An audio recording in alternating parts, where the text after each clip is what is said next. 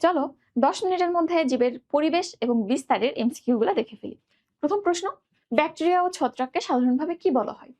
উৎপাদক, খাদক এবং বিয়োজক। উৎপাদক কারা? উদ্ভিদরা, যারা নিজের খাদ্য নিজে তৈরি করে। খাদক কারা? প্রাণীরা, যারা উৎপাদকের তৈরি খাদ্য ব্যবহার করে বা বিভিন্ন প্রাণীও খেয়ে থাকে। এবং বিয়োজক কারা? ব্যাকটেরিয়া এবং ছত্রাক, যারা মৃত উদ্ভিদ এবং বিভিন্ন রকম প্রাণীকে বিয়োজনের মাধ্যমে পরিবেশে মিশিয়ে দেয়। তাহলে এখানে আমরা ব্যাকটেরিয়া এবং ছত্রাককে কি বলবো? বিয়োজক বলবো। কেন বিয়োজক? বিয়োজন করে বা পচন ঘটায়, পচন ঘটিয়ে পরিবেশে মিশিয়ে দেয়। এর জন্য তাহলে এখানে আনসার হচ্ছে বিয়োজক। এরপরে আসো, কোনটির পরিবহন টিস্যু গঠনগতভাবে দুর্বল? আসলে এখানটাতে যারা আছে তার মধ্যে দেখো শাপলা একমাত্র জলজ, এবং এই যে জলজ উদ্ভিদগুলো আছে এরা সবসময় জলের বা পানির কন্ট্যাক্টে থাকে, পানির মধ্যেই তারা ডুবে আছে, পানির মধ্যেই তাদের জীবন। তো তাদের জন্য পানি শোষণ কঠিন কিছু না। বৃক্ষের ক্ষেত্রে যেটা হয়, অনেক নিচে থেকে শিকড় দিয়ে পানি টেনে আনতে হয়, মাটি শুকনো হইতে পারে, কিন্তু এরা তো পানির মধ্যেই আছে। সুতরাং এদের পরিবহন করা খুব একটা স্ট্রাকচার্ড হওয়া লাগে না। দুর্বল পরিবহন টিস্যু দিয়ে, যেহেতু অনেক পানি আছে, পানি তারা শোষণ করতে পারে। সুতরাং এখানে আনসার কোনটা হবে? শাপলা, শাপলা পদ্ম, এদের পরিবহন কলা খুবই অনুন্নত। এরপরে আসো, শাপলা কোন ধরনের উদ্ভিদ? একটু আগেই বললাম শাপলা পানিতেই তো থাকে। তো তারা হচ্ছে হাইড্রোফাইট। আমরা মেইনলি উদ্ভিদকে 4টা বা 3টা ভাগে ভাগ করি। একটা হচ্ছে জেরোফাইট, হাইড্রোফাইট আর মেসোফাইট। আর একটা স্পেশাল টাইপ আছে হ্যালোফাইট। তো দেখো কোনটা কি? হাইড্রোফাইট মানে যারা পানির সংস্পর্শে থাকে। জেরোফাইট, জেরো মানে শুকনা, মরুজ উদ্ভিদগুলোকে আমরা জেরোফাইট বলি। এরপর মেসোফাইট মানে মানে নর্মাল মিডিয়াম রেঞ্জের যে উদ্ভিদগুলো আছে আমাদের চারপাশে আমরা যেগুলো দেখি, এরা সব মেসোফাইট। আর বাকি থাকে একটা হ্যালোফাইট। হ্যালো মানে লবণ, লবণাক্ত মাটিতে, দ্যাট ইজ ম্যানগ্রোভ উদ্ভিদগুলোকে আমরা হ্যালোফাইট বলি। তো এই ক্ষেত্রে একটু এক্সাম্পল গুলা লাগবে। এমনিতে তুমি বুঝতে পারছো শাপলা পানিতে থাকে, হাইড্রোফাইট। তারপরে যদি আমরা একটু ভাগ করে দেখি, দেখো হাইড্রোফাইট গুলোর আবার 4টা ভাগ আছে। প্রথমত মুক্ত ভাসমান। মুক্ত ভাসমান মানে তাদের গোড়াও মাটিতে লেগে নাই, কোথাও আটকেও নাই, পানিতে ভেসে ভেসে চলতে পারে। যেমন শ্যাওলা, বা শ্যাওলা না বলে খুব স্পেসিফিক যদি বলো, পানা, বিভিন্ন রকম পানাগুলাকে তুমি এই মুক্ত ভাসমানের মধ্যে রাখতে পারবা। দেখো তারা বিভিন্ন স্রোতে বিভিন্ন দিকে ভেসে যাচ্ছে। নদীতে অনেক পানা আমরা দেখেছি। মূল আটকানো নেই এবং তারা মুক্ত, এই জন্য তারা মুক্ত ভাসমান। এরপরে মূলাবদ্ধ পত্র ভাসমান। এদের ক্ষেত্রে কিরকম হয়? মূলটা মাটিতে আটকানো থাকে কিন্তু পাতাগুলা পানির সারফেসে থাকে। পদ্ম, শাপলা এরা কিন্তু এরকম হয়, নিচে শালুকটা মাটিতে আটকানো থাকে কিন্তু পাতাগুলো ভাসা থাকে। তাহলে শাপলা এবং পদ্ম, অনেক টাইপের শাপলা আছে, পদ্ম আছে। উভচর, উভচর মানে কিছু অংশ পানিতে থাকে, কিছু অংশ ডাঙায় থাকে। এর মধ্যে আছে হেলেঞ্চা, কেশরদাম, কলমিলতা। একটু মনে রাখবো, কলমি শাক আর হেলেঞ্চা কিন্তু আমরা খাই এর মধ্যে। আরেকটা আছে মূলাবদ্ধ, মানে মূল মাটিতে আটকানো থাকে এবং এটা সার্টেন একটা হাইট থাকে, সাধারণত পানির মধ্যেই ডুবে থাকে। আবার পানি খুব কম হলে কিছু পরিমাণ ভেসে থাকতে পারে। তাইলে মূলাবদ্ধ হচ্ছে হাইড্রিলা, পাতা শ্যাওলা, পাতা এবং হাইড্রিলা মনে রাখবা। ঠিক আছে। আর জেরোফাইট, মরুজ উদ্ভিদের এক্সাম্পল একটু পর পড়বো। মেসোফাইট মনে রাখবা, আমরা আশেপাশে যা দেখি সব, আম, জাম, কাঁঠাল, লিচু, এই যা দেখো সব। আর হ্যালোফাইটটাও আমরা একটু পরেই দেখবো।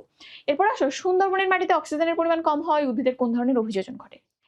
মাটিতে অক্সিজেন কম কেন? কারণ সবসময় ভিজে আছে, মাটি সবসময় ভিজা, কাদা মাটিতে, এজন্য বাতাস ঢুকতে পারে না। শুকনো মাটি হলে না ঢুকতে পারতো। আবার যতটুক বাতাস ঢুকে লবণের জন্য উদ্ভিদের মূল সেটুক গ্রহণ করতে পারে না। এই জন্য যাতে অক্সিজেন শোষণ বিঘ্ন না ঘটে, এই জন্য মূলটা এরকম হুলের মতো হয়ে, আঙ্গুলের মতো মাটির উপরে বের হয়ে আসে, আমরা গোজা বলি যেটাকে। তাহলে এটার কারণ কি?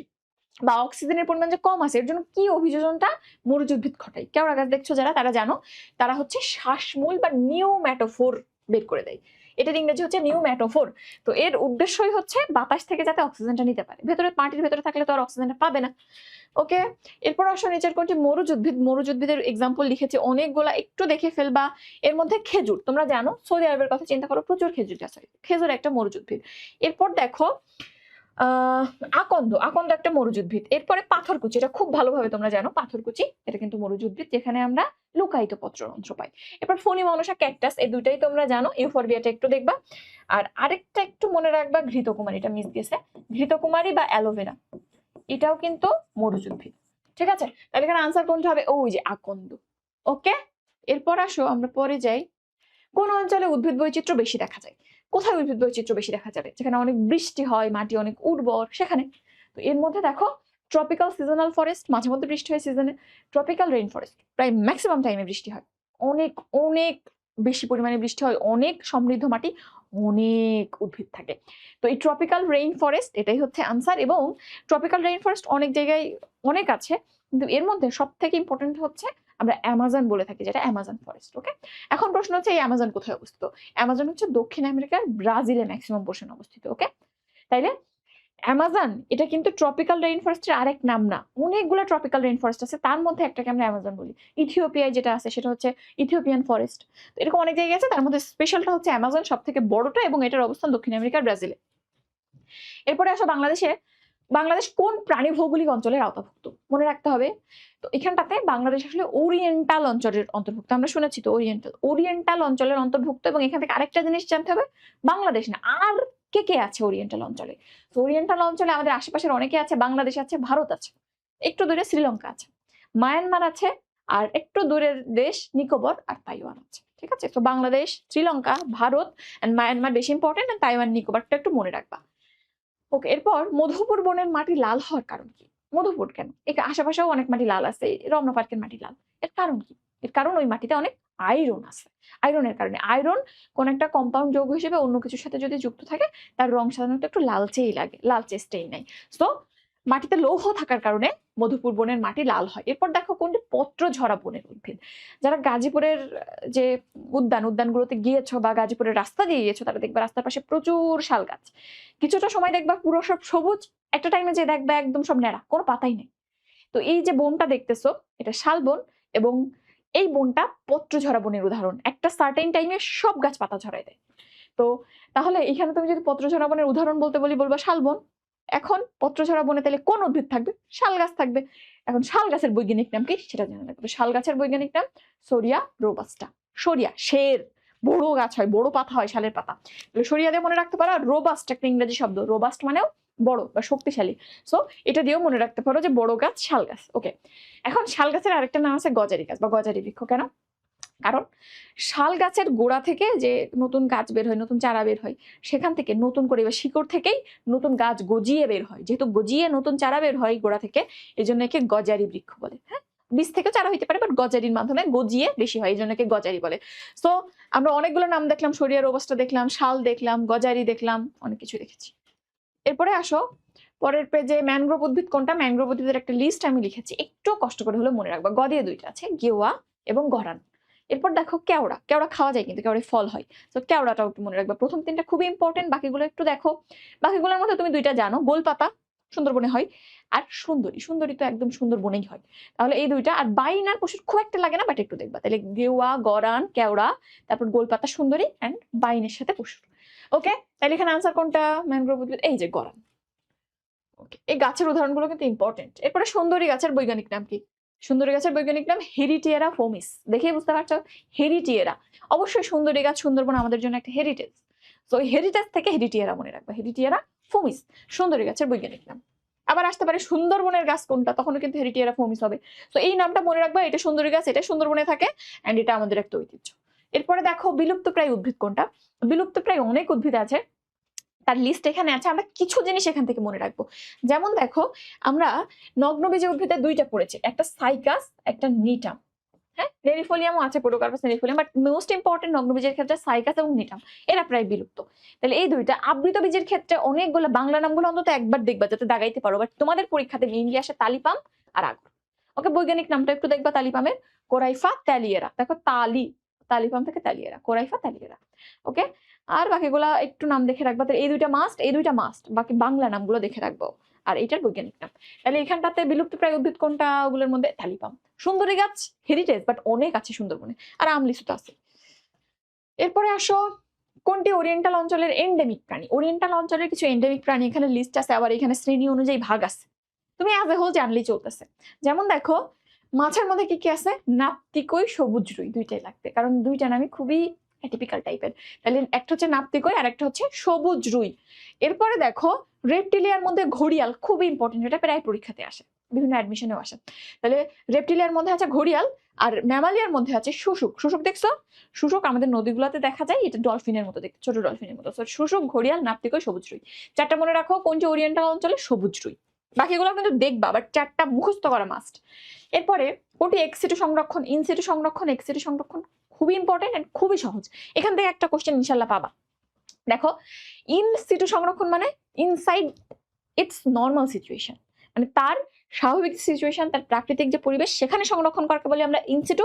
আর এক্সিটু মানে আউটসাইড ইটস নর্মাল সিচুয়েশন বা কৃত্রিম পরিবেশে সংরক্ষণ করা। তো এটা ব্যাপারটা কিরকম দেখো, তুমি যদি এখানে একটু দেখো, ইনস্টিটিউট উদাহরণ কি আছে, জাতীয় উদ্যান। জাতীয় উদ্যান মানে একটা সার্টেইন জায়গাকে তুমি ঘোষণা করলা এটা জাতীয় উদ্যান, ভাওয়ালের জাতীয় উদ্যান। তাহলে ওখানে যে গাছ ছিল ওগুলাই আছে, জাস্ট ওই এরিয়াটাকে আমি ঘোষণা করলাম জাতীয় উদ্যান হিসেবে, আমি কিন্তু অন্য গাছ নিয়ে লাগাই নাই ওখানে। তাইলে জাতীয় উদ্যান যেটা ছিল সেখানেই আছে, তাহলে in situ. Eco park, eco park ওরকম সুন্দর একটা জায়গাকে পার্ক হিসেবে ঘোষণা করি, কিছু লাগাই না, যা আছে তাই, তাহলে এটাও একটা ইনসিটু। এরপর সাফারি পার্ক। সাফারি পার্ক কি? এটা চিড়িয়াখানার ঠিক উল্টা, এখানে খাঁচাই বন্দি থাকবে মানুষরা, যে ভিজিটররা, আর প্রাণীগুলো মুক্ত থাকবে। তো সাফারি পার্ক এটাও ইনসিটু, অভয়ারণ্য, পাখিরা বা পশুরা রিল্যাক্সে থাকতে পারবে, তাদের শিকার করা যাবে না, এটাও তাদের স্বাভাবিক পরিবেশে তারা থাকবে, এটাও ইনসিটু। এরপর গেম রিজার্ভও একই কথা। গেম রিজার্ভ মানে যেখানটাতে তুমি শিকার করতে পারবা না। ওয়ার্ল্ড হেরিটেজ গুলাও হেরিটেজ সংরক্ষণের জন্য প্রাণী হত্যা নিষেধ করা হয় এবং তারা তাদের পরিবেশে থাকে, মৎস্য অভয়াশ্রম একই কথা। তো এখানটাতে প্রথম কয়টা ইম্পর্টেন্ট, জাতীয় উদ্যান, ইকো পার্ক, সাফারি পার্ক। ওকে, সাফারি পার্কটা বেশি আসে। আর এক্সিটু দেখো, বোটানিক্যাল গার্ডেন। গিয়েছো ঢাকার বোটানিক্যাল গার্ডেনে, বিভিন্ন জায়গা থেকে বিভিন্ন গাছ এনে সেখানে লাগাই, সেটা অবশ্যই এক্সিটু। বীজ ব্যাংক। বীজ ব্যাংকে তো আর বীজ ওখানে বীজ ব্যাংকের মধ্যেই জন্মায়নি, বাড়ি থেকে বীজ সংরক্ষণ করে সেখানে স্টোর করছো, তাইলে এইটাও এক্সিটু। জিন ব্যাংক অবশ্যই এক্সিটু। চিড়িয়াখানা, পশু পাখি এনে কিন্তু ওখানে আটকাইছো। সাফারি পার্কে ওরা স্বাধীন পরিবেশে আছে, তুমি বন্দি, আর চিড়িয়াখানায় তারা বন্দি, তাহলে অবশ্যই এটা এক্সিটু। আর বাকি এগুলো একটু চাইলে দেখতে পারো, ডিএনএ সংরক্ষণ, পরাগরেণু সংরক্ষণ, ইনভিট্রো সংরক্ষণ। তাহলে স্বাভাবিক পরিবেশে থাকলে, প্রাকৃতিক পরিবেশে থাকলে ইনসিটু, আদারওয়াইজ এক্সিটু। তাহলে এখানে কোনটা এক্সিটু? এই যে দেখো, এই দুটো কনফিউশন লাগে, জাতীয় উদ্যান নাকি বোটানিক্যাল গার্ডেন। বোটানিক্যাল গার্ডেনে তুমি যদি গিয়ে থাকো দেখবা আর্টিফিশিয়াল ওয়েতে অনেক কিছু বানানো, অনেক গাছ সেখানে এনে লাগাইছে। সো এখানে অবশ্যই বোটানিক্যাল গার্ডেন হবে। আর জাতীয় উদ্যান নর্মালি যেটা ছিল সেইটাই, জাস্ট আমরা ঘোষণা করছি যে এটা আমাদের জাতীয় উদ্যান। আচ্ছা, এরপরে দেখো, বীজ শুকিয়ে -20°C তাপমাত্রায় ফ্রিজিং করলে প্রায় অধিকাংশ বীজে শতাব্দী ধরে সংরক্ষণ করা যায়। উদ্ভিদে এই ধরনের বীজ 70%, বাকি 30% কি তাইলে? তাহলে তুমি ঠান্ডা করে রাখছো, 70% বীজ ওখান থেকে চারা দিবে, কিন্তু 30% বীজকে তুমি ঠান্ডা করো এবং ভিজাও। ঠান্ডা করলেও সে চারা দিবে না, ভিজাইলেও সে চারা দিবে না। এদেরকে কি বলা হয়? একগুঁয়ে বীজ বা রিক্যালসিট্রান্ট বীজ। রিক্যালসিট্রান্ট এটা একটা ইংরেজি শব্দ। রিক্যালসিট্রান্ট মানে হচ্ছে একগুঁয়ে বা কথা শোনে না, অবাধ্য। তাহলে এই ধরনের বীজকে রিক্যালসিট্রান্ট বীজ বলে। বাকি 30 ভাগ, হ্যাঁ, যারা কথা শুনে না, চারা দেয় না।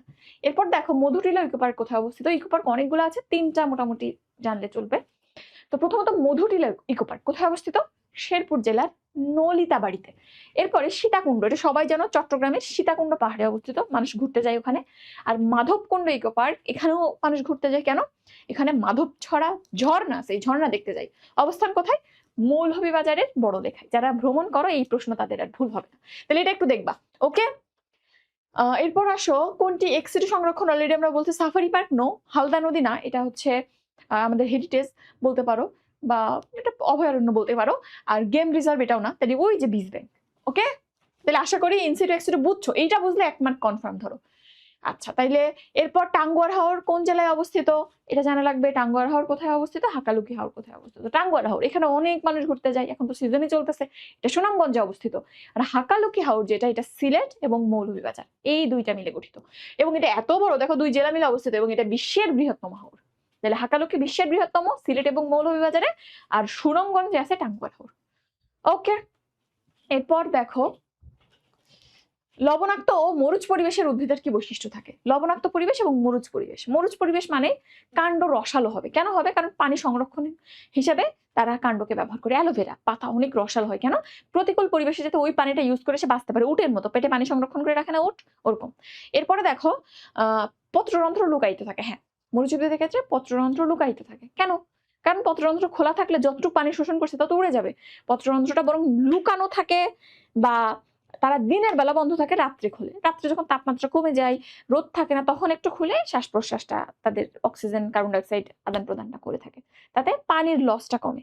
ওকে, আর পরেরটা বলেছে হচ্ছে মূল সুগঠিত নয়। না, মূল সুগঠিত হইতে হবে, কারণ মিনিমাম পানিটুকুও তার শোষণ করতে হবে। যখন একটু বৃষ্টি হবে, একটু পানি পাবে, শোষণ করতে হবে, এই জন্য মূলটা সুগঠিত হতে হয়।